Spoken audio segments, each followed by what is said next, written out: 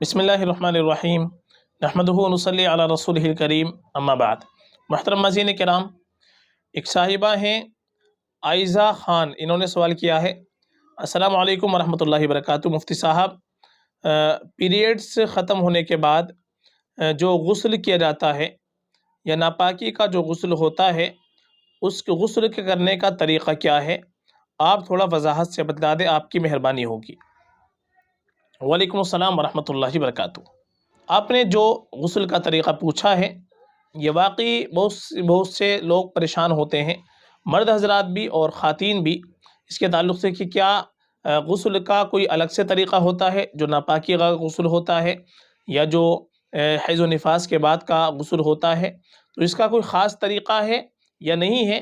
اس کے بارے میں بہت سے لوگ جاننا چاہتے ہیں، اور اس کے بارے میں بہت سے لوگوں کو علم نہیں ہوتا۔ دیکھیے، جو عام غسل ہوتا ہے، جو پاکی کی حالت میں ہم کرتے ہیں، یعنی ہمارا جسم وغیرہ ناپاک نہیں ہوتا ہے، ویسے ہی ہم غسل کرتے ہیں، جیسے 2 دن میں کپڑے بدلتے ہیں، یا اسی طریقے سے جمعے کے دن جمعے کی وجہ سے غسل کرتے ہیں، تو اس میں اور اس غسل میں تھوڑا سا فرق ہے۔ غسل تو اس طریقے سے ہوتا ہے، لیکن طریقے میں تھوڑا سا فرق ہے، اس کو آپ سمجھ لیجئے۔ جو ہم جنابت کا غسل کرتے ہیں، ناپاکی کا غسل کرتے ہیں، مثلاً حیض بند ہوا ہے اس کے بعد کا غسل کر رہے ہیں، یا ولادت کے بعد نفاس کا جو وقت ہے وہ مکمل ہونے کے بعد اگر ہم غسل کر رہے ہیں، تو اس غسل کا طریقہ یہ ہے کہ ہم سب سے پہلے حاضر ہو کر کے غسل کی نیت کر لیں گے۔ باتھ روم میں جا کر کے ہم غسل کی نیت کر لیں گے کہ میں غسل جنابت کر رہا ہوں، یعنی جنابت کا یا ناپاکی کا میں غسل کر رہا ہوں، اس کی پاکی کے لیے۔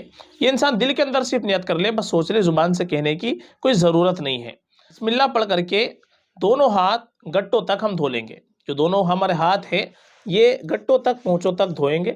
دونوں ہاتھ دھونے کے بعد اب ہم استنجا کریں گے۔ استنجا کا مطلب کیا ہے؟ یعنی جو ہماری شرمگاہ ہے، آگے کی شرمگاہ، پیچھے کی شرمگاہ، اس کو ہم اچھی طریقے سے دھو لیں گے۔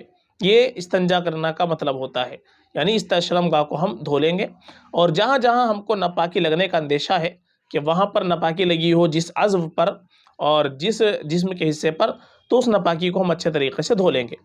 اور بہتر یہ ہے کہ ہم جو ناف ہے، ناف سے لے کر کے نیچے کا پورا حصہ ہم پہلے اس کو دھو لیں گے، چونکہ یہیں پر ناپاکی ہوتی ہے، تو اس پورے حصے کو ہم دھو لیں گے، ناف سے لے کر کے نیچے پاؤں تک۔ اب اس کے بعد ہم نماز کی طرح مکمل وضو کریں گے، یعنی جیسے ہم نماز کے لیے وضو کرتے ہیں، اسی طریقے سے ہم غسل سے پہلے وضو کریں گے۔ اور وضو کرنے میں جب ہم کلی کریں گے اور ناک میں پانی ڈالیں گے، تو اس میں ہم تھوڑا اہتمام کر لیں گے، یعنی کلی کرتے ہوئے جو ہم منہ میں پانی لیں گے تو ہم حلق تک پانی پہنچائیں، یعنی غرارہ کر لے تھوڑا سا، جو حلق تک ہمارے پانی پہنچ جائے۔ اسی طریقے سے ناک میں پانی ہم لیں گے تو ناک میں پانی لیتے ہوئے ناک کی جو نرم ہڈی ہے، تو یہاں تک ہم پانی پہنچانے کی کوشش کریں، ایسے پانی لے کر کے، اور ہم تھوڑا سا اوپر کو منہ کر لیں گے تو ہمارا جو پانی ہے وہ ناک کی نرم ہڈی تک پہنچ جائے گا۔ تو یہ مبالغہ کرنا اس میں ضروری ہوتا ہے جب ہم جنابت کا غسل کرتے ہیں، ایک تو کلی کرنے میں اور دوسرا ناک میں پانی ڈالنے میں۔ اس کی طرح پھر باقی ہم وضو کر لیں گے جیسے نماز کے لیے وضو ہوتا ہے۔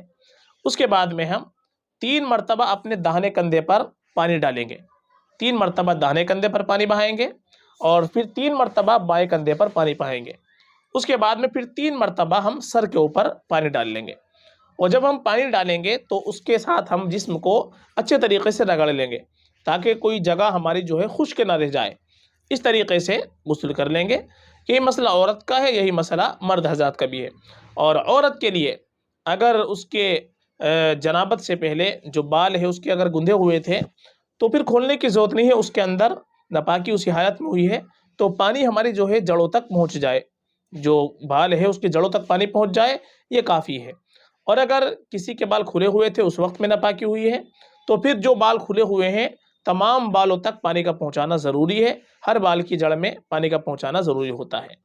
تو یہ غسل کا طریقہ ہے۔ اور باقی جو غسل ہے، عام غسل جو ہوتا ہے، تو اس میں جو ہم غرارہ کریں گے اور ناک میں پانی ڈالیں گے تو اس میں مبالغہ کرنے کی کوئی ضرورت نہیں ہوتی ہے، یہ ناپاکی کی حالت میں ضروری ہوتا ہے۔ اور اسی طریقے سے شرمگاہ وغیرہ دھونے کی بھی اس میں ضرورت نہیں ہوتی ہے، صرف وضو کر کے اور ہم غسل کر لیں گے۔ غسل کا طریقہ میں نے بتلا دیا کہ پہلے داہنے کندھے پر 3 مرتبہ پانی بہائیں گے، پھر بائیں کندھے پر 3 مرتبہ پانی بہائیں گے، پھر ہم سر کے اوپر پانی 3 مرتبہ بہا لیں گے، اس سے ہمارا پورا جسم جو ہے دھل جائے گا۔ بعد میں آپ چاہے تو صابن لگا لیں، جو صابن لگانا چاہے صابن لگا کر کے پھر آپ جیسے چاہے دھو سکتے ہیں اپنے جسم کو۔ یہ غسل کا طریقہ ہے، جو عام غسل ہوتا ہے اس کا بھی، اور جو ناپاکی کی حالت میں ہوتا ہے اس کا بھی۔ فقط واللہ عالم۔